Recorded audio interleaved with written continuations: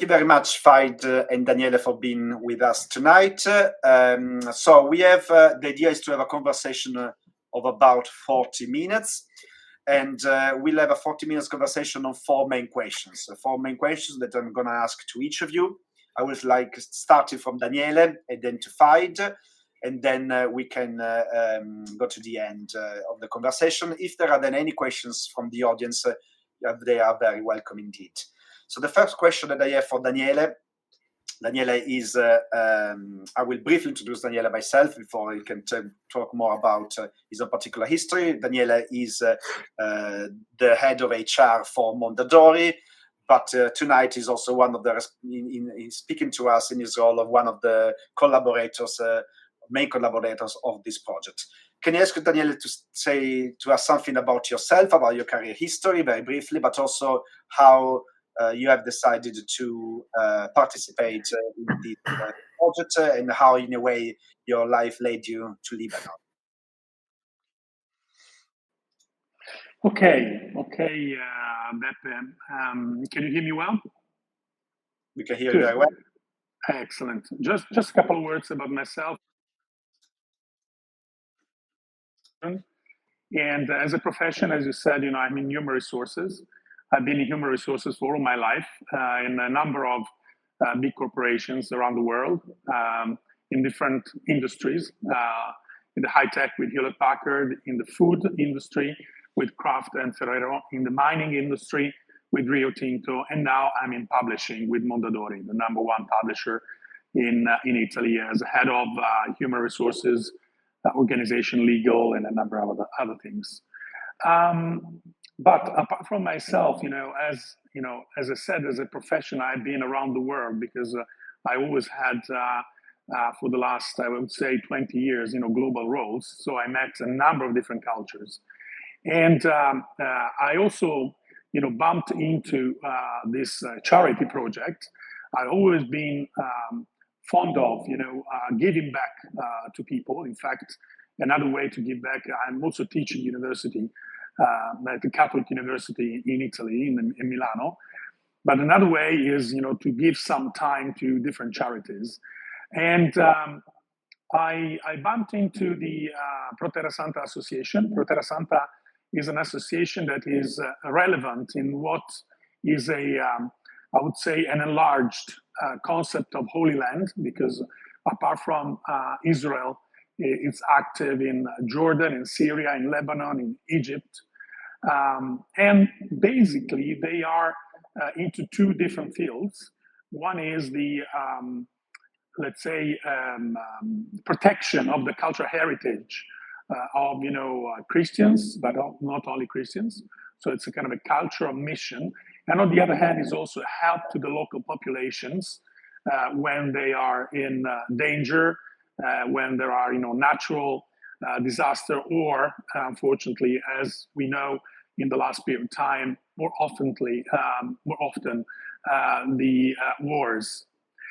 So they've been, very, very active in the last period of time, giving education, food, medicine to all those populations. They decided at a certain point in time to open a different program in Syria and in Lebanon. And it's about a very interesting idea of helping young people, people with entrepreneurial ideas to develop their ideas, to make their dream true, as we say. And of course, they realized that they didn't have, the competencies to help them all. So they asked myself and a number of managers, leaders, and entrepreneurs to give some, free time to those guys to develop their competencies, their programs, their projects, and so on and so forth. So basically, I jumped into it. I always wanted to go to Lebanon for personal reasons, for friendship with a number of people. I've never been able to get there before. It's a fantastic place.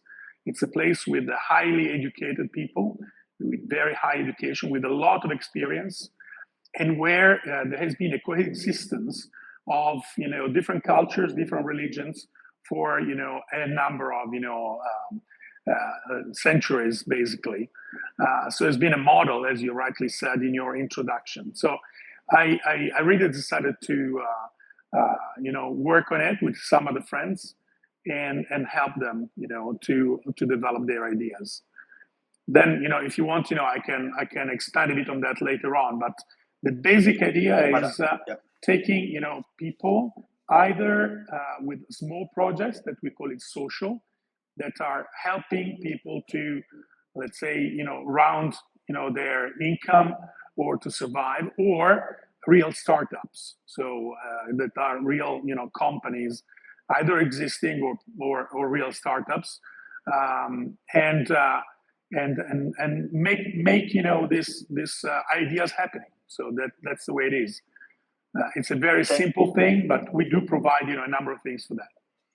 Thank you very much, Daniele. I think that was very, very clear. And now we'll move from Milano to Lebanon itself and introduce Fadi Bejan, who is one of the responsible of Pro Terra Sancta in Lebanon, they're responsible of Pro Terra Sancta in Lebanon, and he's also himself an entrepreneur. But Fadi is now in Lebanon, but he has had a very adventurous life in a way. Can we ask you, Fadi, to sum it up in, let's say, 4 or 5 minutes? I mean, you're very, very long and adventurous wandering around the world. Sure. Actually, I came to this humanitarian world 8 years ago. I have a PhD in economics. I used to work between France and Africa and China. So I worked almost 10 years in finance and economics in private companies. And then I decided to come back to Lebanon 8 years ago. Actually, I came, it was not planned to start with humanitarian NGOs, humanitarian field, etc. It happened like this. And I took the opportunity without knowing what will happen a few years later with the beginning of this crisis, etc. Because I traveled a lot. I was born in Africa. I left Africa at 18. I went to France. I did all my university there. I had a PhD. I gave courses for 1 year at university. I worked in private sector in France. And then I decided to leave to start something new. So I went to Lebanon for 2 years. It was pure for work in finance. Then I went to China, came back to Africa, all this in 10 years. And then I decided to come to Lebanon. So in Lebanon, I started in the humanitarian field. And 4 years ago... Can I ask you, sorry, Fadi, can interrupt you. Why did you decide to come back to Lebanon? I mean, a lot of people move away Lebanon. Instead, you kind of came back. I mean, what drove you back to Lebanon at that stage? Okay, this is something that we cannot explain actually, because most of people are leaving. They left. We have the first wave of Lebanese people leaving the country. It was end of the 19th century. Okay, because they're trying to run away because we had the Ottomans here, etc. So this was the first wave. The second wave was during the Second World War. The third wave was during the Civil War, and this is the fourth wave after the beginning of this crisis in 2019. Okay, why I decided? Because I wanted to try to live here. I lived in away. I was born there. My grandparents arrived to Africa in 1959. I was born there. I lived almost 25 years, 26 years in Africa. So I wanted to change. I wanted to try something new. And I wanted to try the Lebanese lifestyle. I wanted to know the country, to know the culture a bit more. So I decided to come back.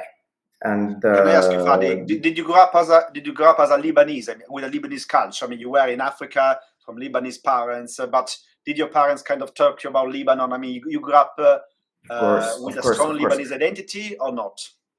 Yes, definitely. I used to come every summer to Lebanon, at least for 1 month. Okay, we have it. We have it. All the Lebanese people have it. You know, we don't want to cut with Lebanon. We have these roots. So, but it's different if you live in Australia or in America than if you live in Europe or in Africa. First, it's closer, so it's easier to come to Lebanon every year, and you have a bigger community. For example, in Africa, I was in Ivory Coast We had the Lebanese community is around 140,000 people. So we have our little Beirut, like you have Chinatown in New York, you have Beirut town in Abidjan, Ivory Coast. So I lived in this Lebanese culture, and I wanted to live it in Lebanon. And this was way before the crisis started. And during this phase, when I arrived here, I didn't know why I came back actually, and why I started with humanitarian field. And then in 2019, when the crisis started, we had all these protests here, all the economy collapsed, the unemployment rate reached 49%. The level of poverty now is around 70% of the population. So, and we started to work in this. I started Pro Terra Sancta 4 years ago, exactly after the explosion of the port of Beirut. Okay, and we tried to help a lot all the population, all the communities around us. So the work actually is divided into two parts. We have the emergency projects and we have the development projects. The development project is typically WIP, our work in progress. While the emergency is more to react to what's happening. So we are doing helping elderly people and very poor people, providing them food parcels, hygiene kits, first aid kits, medicines, medical checkups, coverage of medical analysis. We are supporting also the mental health, because you can imagine that in this kind of countries, this kind of instability, the crisis. So mental health is something that we try to take care of. It's the population here is completely damaged mentally. You cannot imagine. I find this very interesting because, in the West, we do have a lot of problems with mental health, okay? And because our students are depressed, because they don't get very exams and so on. Can you tell us what exactly is mental health in Lebanon, okay? What are the main events to which people have to respond? You mentioned before the economic crisis, you mentioned the explosion of the port. You mentioned the 70% level of poverty, okay? So what's the typical mental health situation of especially a young man or young woman in Lebanon? What kind of emergency you need to normally to face? I mean, depression, suicide, or something? Exactly. So the first thing we noticed after the beginning of this crisis, one important thing is to know that with the bankruptcy of the banks, all the people, they lost all their money. We all lost our money in the banks. So you wake up in the morning and you realize that you have a bank account, you just have numbers. That's it. But you lost everything. So this was a trigger. So for 1 year after this, we saw a huge number of suicides. This is the first thing. Then this, coupled to the explosion of the port, plus instability in Lebanon and in all the area, all the region, and it continues until now. We have this war with Israel. We have now what's happening in Syria. So you cannot imagine how people first are traumatized because of the explosion of the port, but also they are sad, they are in depression, we don't have jobs, we don't have money. Our currency lost its value 60 times of its value. Before the crisis, $1 was 1,500 Lebanese pounds. Now it's 90,000 Lebanese pounds, so 60 times of its value. So all this created a kind of let's call it depression first, plus trauma, plus another thing to take into consideration is that at the same time the education system collapsed. The public sector, public schools are not working. The special needs public schools are not working, so it's all related to private, and it costs a lot. So the family who has one children with special needs, for example, this is just an example I'm giving you now. The average salary of the parents will be $400 to $600 per month, and they need to pay the rent, the electricity, and the tuition fees for a special needs school, for example, is $1,000 per month. Just to give you the gap. Okay, so this, we have a special need kid, but with this situation, the parents are living a pure depression also. They are giving up. So we're living in this environment now. It's been 5 years, and we don't know what's coming next. Thank you, Fadi. We'll stop you for a moment now, and then go back to Daniele now. Okay, so the situation of that you kind of have to live is very, very clear. Can I ask you, Daniele, to tell us a bit more about your own relationship with Lebanon in the past few years? I mean, you said before that you were very fascinated by the culture and the kind of this place of where people live from different backgrounds. So what's been your experience in the past 5 years? I mean, the situation that Fadi is talking us about. I mean, what have you discovered from the perspective of a Westerner who maybe has different problems somehow? What was your kind of understanding of the situation coming from a different society and background? Yeah, no, thank you for that question, because it gives you the opportunity to explain a bit more what we do and what we want to do there. So first and foremost, let me tell you the big difference between what we live here and what the Lebanese live there is they are faced with real issues and real dramas, if you want. So here, mental health, coming back to your question, mental health is related to, if you want, the position of the eye that has been damaged in relation with the reality. So most of the issues that we see here is because of the weakness of the eye in front of reality. What I saw there, though, it's the eye is confronted with real dramas. When I met, those guys, I didn't know anything about what was going on in Lebanon, and I think Fadi described very well. So can you imagine that 2022, an entire country switches from a bank system to a cash system. Every transaction is cash. Okay. Can you imagine, what is the problem there? So the money that you have in the banks are lost. You cannot take it anymore. So all your savings are there, but you cannot take it anymore. And in the meantime, there is an inflation of 10 times, 20 times, 30 times, 50 times. So it's becoming really challenging, really challenging, real challenges, real issues, and then comes to the lack of medicines. I've seen situations that I didn't want to see in my life. So especially the elders decide not to take care of their diseases because they don't want to leave debits to their relatives, to their sons, to their grandson, etc. They prefer to die. Okay. And the hospital system, if you don't have the money, they throw you out, basically. So, and you're back home with your problems, with your cancer, with very little, support. Education. That country has been probably the highest educated population in all the Middle Eastern world. People with 1, 2, degrees, with masters, PhDs, etc. Now, the teachers cannot go and teach the pupils because they don't have the money for the fuel. The electricity is going, back and forth,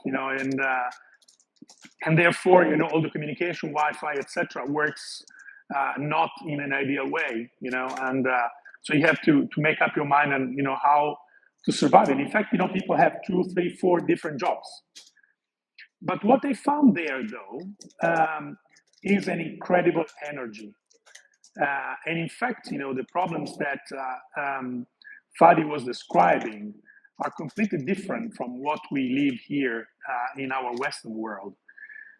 Because actually, there is still a lot of energy in facing, those issues.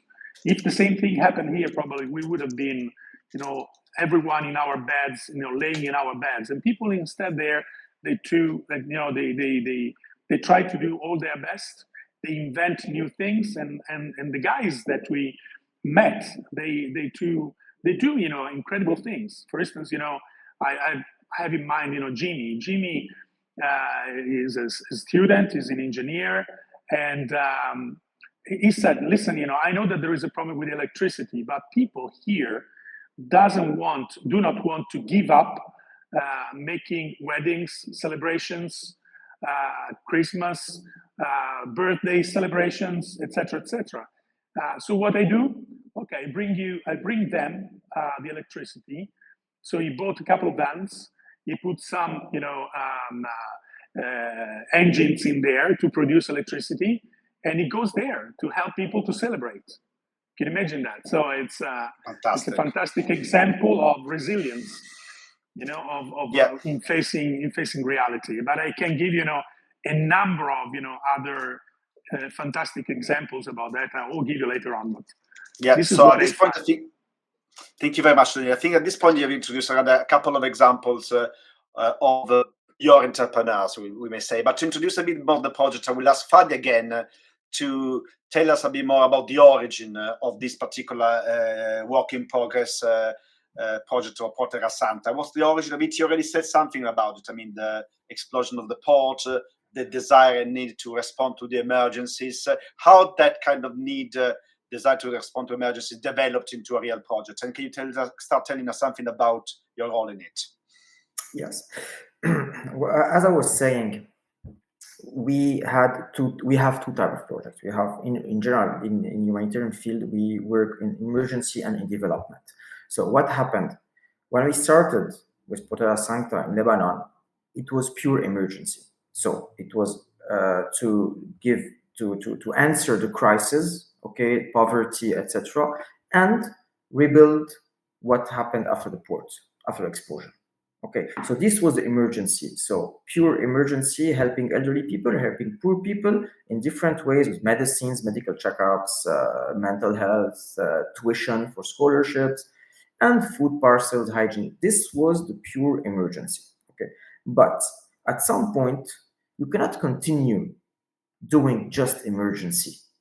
Okay, so at some point, you need to think for 3, 4, 5 years ahead. So how you do it? You create a development project. So typically what happens when you have, let's say you start with emergency, you have 100% of your projects as emergency. Okay, you start to decrease them, let's say 60% emergency, and you try with 40% of development for a few years. And after 2, 3, 4 years, the opposite. So you have 80% of development, 20% of emergency. This is the normal cycle, but this takes time. I mean, we're talking about 7, 8, 10 years. So this is how the idea was created.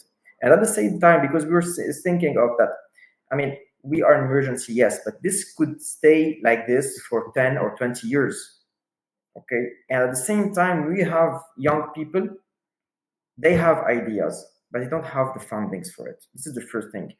And at the same time, this was kind of an answer from us, because what we saw during the first 2 years after the beginning of this crisis is that 400,000 of Lebanese left the country.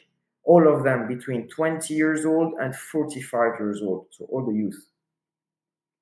So, okay, we are working at a very small scale. I don't say no, but at least we try to keep them here.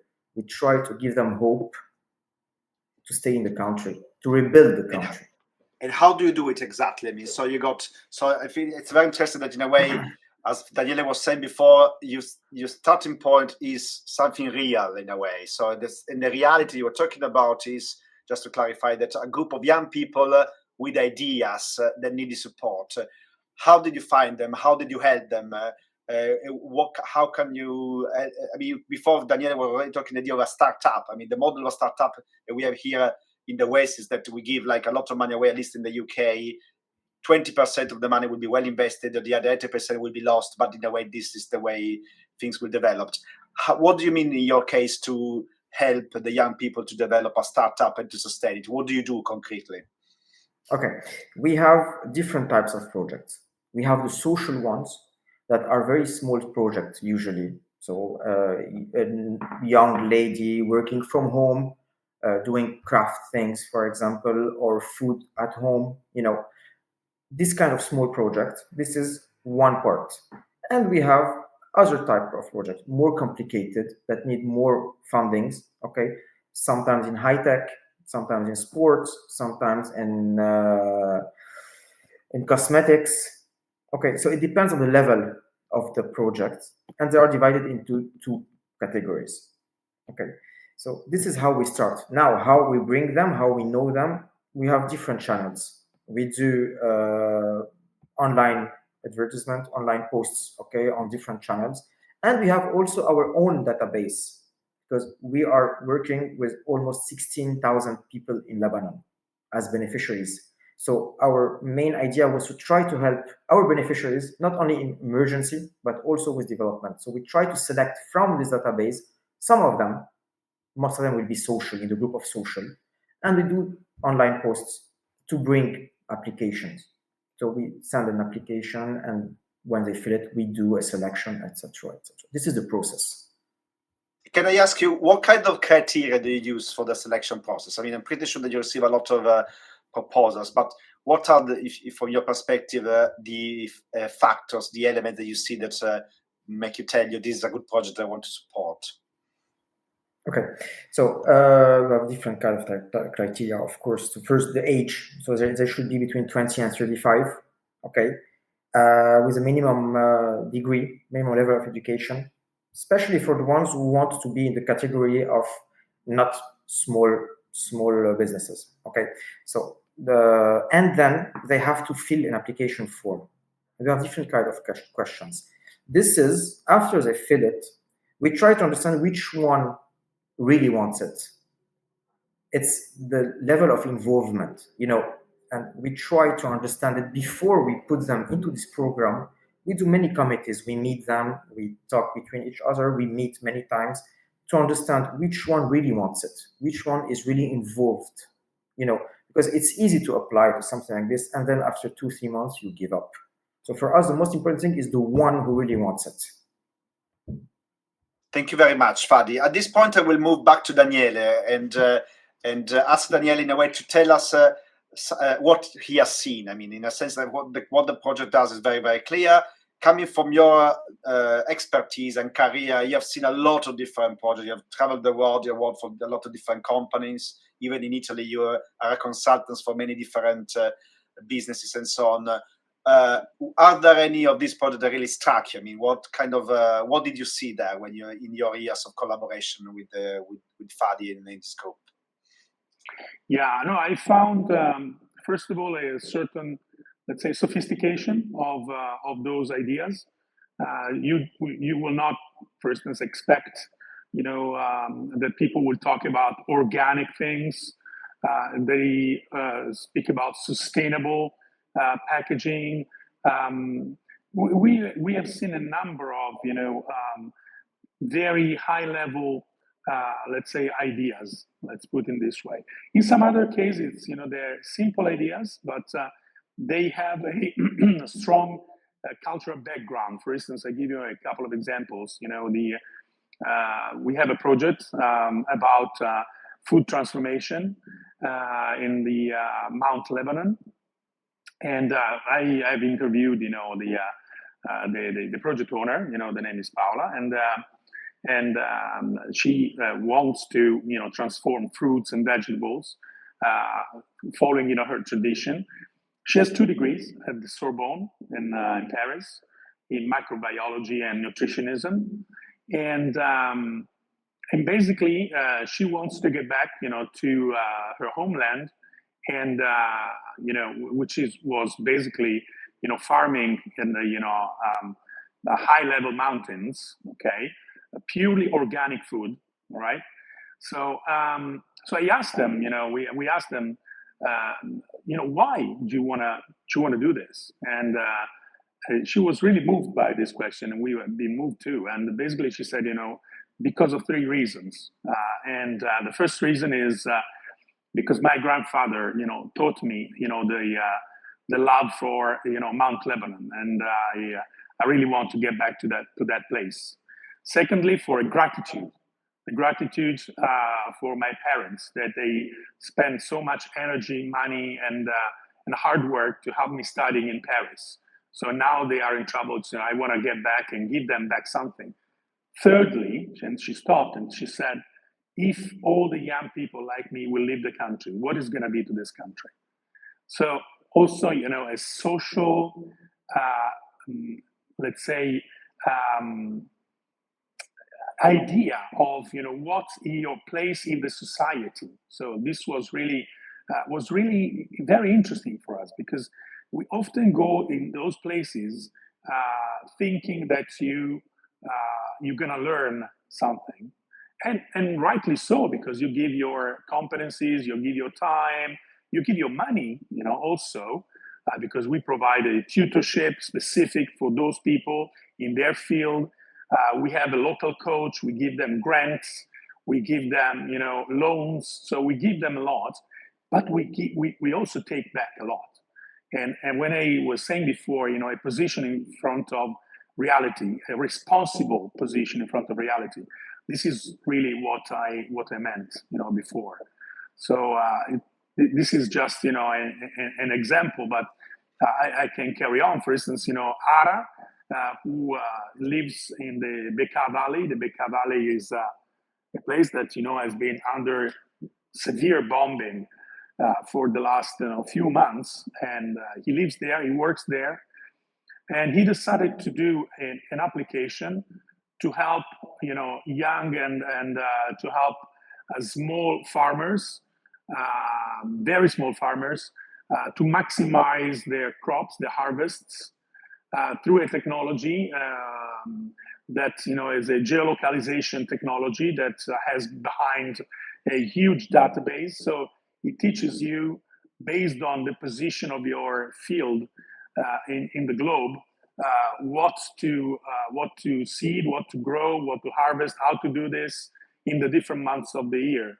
So it's a very high level, high tech, stuff. In fact, this project got a prize in Milan in an exhibition of innovation organized by a magazine called Focus magazine, for instance. So this sort of things. Or George, I give you another example. George has decided to create a platform to help small craftsmen, Lebanese craftsmen, because there is a high level of craftsmen in Lebanon. So they work wood, they work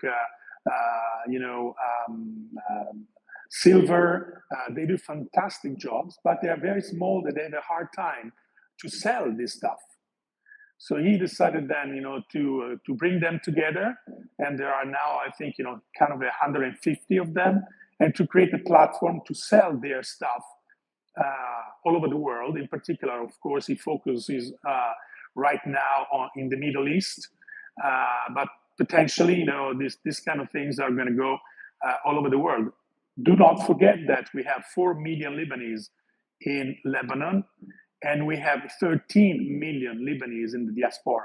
Okay, so it's 3 times the population of current Lebanon that lives around the world, and they want to reconnect with their country as much as they can. And so we will, George wants to provide them with the stuff that can reconnect them also, not just practically, but also emotionally to their home country. So I can carry on because I've seen enthusiastic people, and they really want to make a difference for themselves. And let me give another example of a project that we are funding. And the name of this project is Agonista, and Agonista basically is a number of coffees, small restaurants and coffees that employs for 80% special need people, especially with Down syndrome and autistic syndrome.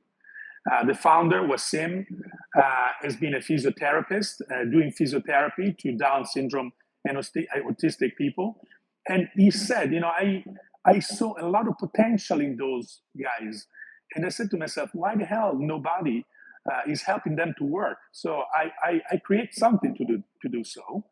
And in the project that we are working together with them, two of those guys, one Down syndrome guy, George, and Farah, that is autistic syndrome lady, will become not only employees but also shareholders. 30% of the shares are going to go through a Pro Terra Sancta to WIP to them, so they will become shareholders in this enterprise. That is a very innovative way to tackle the special need people thing, and it's a beautiful place to where to go. They are all enthusiastic and they do very good quality. It's a very nice place where they work. And I asked Wassim, but why you decided to do so, apart from looking at the potential of those people? Because he said, Daniele, in the current Lebanese situation, those people, if we don't do anything, will be the last of the latest. So, and he said, I wanted to do something for them because they will be abandoned. They will be, left away from, the mainstream life. So, and in fact, they merit much more. So, and again, when I said, that you come back enriched, is exactly, what I wanted to say before. So you go there to give something, and you go back with more than what you gave at the end. Thank you, Daniele. I will say we have got 5-10 minutes to go, and I would like to conclude with the fourth question, fourth and final question. So in a way, we have kind of started from the personal experience of the two of you, your encounter with Lebanon, the situation that Lebanon has to go through, the terrible situation the Lebanon has to live in the past 4 years, and how you address it. We in the West not only have, let's say, minor problems about unreal things, but we also are quite cynical. There is a kind of a level of cynicism, and especially the perception that nothing can be done. I mean, if you have been following the American elections results, there have been many polls that have pointed out how many people went to vote or did not go to vote with the perception nothing can really change. And one of the reasons why they voted for Trump, for instance, is the sense of powerlessness. There is nothing that can be done. I mean, like the war, the strength, the powers of the world are so strong. History is something that cannot really be contrasted. So there is a sense of the individual people have no freedom whatsoever. Thinking about everything you said tonight, about this project that have been going on in Lebanon and so on, yes, you have like a database of 14,000 people, whatever, still you're really a bit of a drop in the ocean. Can I ask you, how do you think that your particular contribution, and I will start with Fadi, how do you think that your particular contribution can change the history of Lebanon? Do you think that you're kind of really having an impact on all the challenges of your country, or sometimes you're kind of overcome by, if not despair, a sense of the same sense of impotence that we see a lot here in the West? Okay, sure. What we do now, we cannot take the place, we cannot replace the country, cannot replace the government. That's for sure. Okay, but at least we try. We try, and I think if many others of us, like us, try to do the same, we could have an impact. We could have an impact. I'm pretty sure of it. At least with what we're doing it with our full energy. We put a lot of effort in it. A lot of positivity, and we put our heart in it. So starting from that point, I think even if we do small things, it's a small scale, at least we do it right. So this is the first thing. Then if we don't do it, I mean, we base our job and our mission here, it's just to create hope for these people. And if even us, we don't have hope and faith in what we are doing, we cannot communicate this to them. So this is first it's our job to do it. It's our job to believe in what we are doing. So this is where we take our strength to continue. It's not easy. We know that we have a lot of obstacles, a lot of negative signs all around us, inside the country, in all the region around us, with all what's happening now, all the world. But what? We stop. We cannot. If we stop, we fall. And I don't think we want to fall. Not me, not Daniele, with all the guys helping us. I think this is the most important thing we try to do. We still have faith, we still have this positive energy driving us. So until it Can stops, I ask you, Fadi, sorry for interrupting, where does this positivity come from in a way? So why you have it and the people don't have it? And how do you find it? I mean, the moments where you see all the shadows of the war like overcoming you, where do you go back? I mean, what kind of drives you to start again and keep going? It's not easy, but we have to. That's all I can say. I mean, I have faith. I'm someone that is always optimistic. I try to avoid thinking of negative things, try to avoid thinking of all the problems, even if we live them, we have them around us, But I mean, if we just focus on them, we not do anything. So we put them aside and we build, we rebuild, we fall and we start again. This is it. Otherwise, we'll not be able to do anything. Where we bring our strength, I think just hope and faith. That's it. Thank you very much, Fadi. A final question for Daniele. Again, coming with this perspective, I mean, of someone who has seen a lot of the movements in the world. I mean, you have been in positions of power in many different companies, and even in your position now, you see the big picture in a way. Yet also you see the small picture. So you see the small picture, or at least the little picture, the so important picture that Fadi has been talking about tonight, but you also see the big picture. How do two things come together, Daniele? I mean, in what sense you think, in what sense Fadi's work and hope are reasonable in a way in front of all the challenges of the world, from what you have seen and what you see? But Beppe, we don't claim, to change the world. We don't claim to change Lebanon, but there is already something happening that we are changing. We are changing already. We are becoming friends. We are not leaving anybody behind, and this friendship is spreading, between us. So our claim is to be a spark of hope for that country, a spark of hope for ourselves first. That through hard work and working together, everything is possible.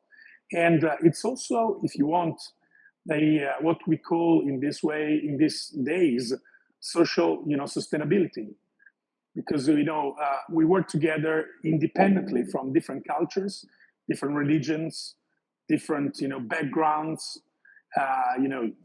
Shia people, there are Christian people, there are Maronites, there are Sunni people, there are whatever, Palestinians, they're all working together. And this is a spark of hope that is possible already there. It's already there to watch for everybody. And this means, in a world where, the war is prevailing, means peace. And this is very important, for all of us. And first and foremost, as I said before, this is already changing ourselves. And that's the reason why we see that a change is possible. We see in ourselves. We didn't know each other before, but we treat each other, as best friends, as we knew each other for all life at the end of the day. So, and it means a lot, I think, for creating also cohesiveness that is needed in this terrible situation for that country, because that country can go through what's happening also to their neighbors, like Israel, Palestine, and Syria nowadays, only if they will find a cohesiveness in themselves. And I think this is possible, because if I look at this new generation of guys that I've been working with in the last 2 years, 2.5 years, I can see that this is possible. So we're not going to change the world with 30 projects, but we can definitely be something that can be copied, can be replicated, and can be a spark. Thank you very much, Daniele. Thank you very much, Fadi. I think it's time to conclude. First of all, I wanted to thank you, both of you, for being with us here tonight. And I really like a word that has come out a few times tonight, which is the word real and possible. I mean, something is possible because it's real. I mean, with something, it is possible because we see it. And going back to what we were saying before, Daniele, that one of the main problems we have in the West is the problem of the connection between the eye and reality. So paradoxically, the way to start again is to go back to reality, and go back to reality has to do also with the kind of exercise that we've been doing tonight here together. Before we say goodbye and good night to everyone, I have put here again the website of the Pro Terra Sancta, and especially the page where you can find more details on the project that Daniele and Fadi are involved with. You can see, again, I stress it on the top right, the red button, Donate Now, where you can give your donation. And I will strongly recommend you to do it before Christmas. I'm sure that the coming months will be very difficult. And as again, what Fadi was saying before, there is a lot of warring at the moment while we speak tonight about what's happening in Syria. So let's not forget the Middle East. I mean, we should never forget the Middle East, but I think that Lebanon in particular, it should really be in our eyes and our minds in the coming months, especially.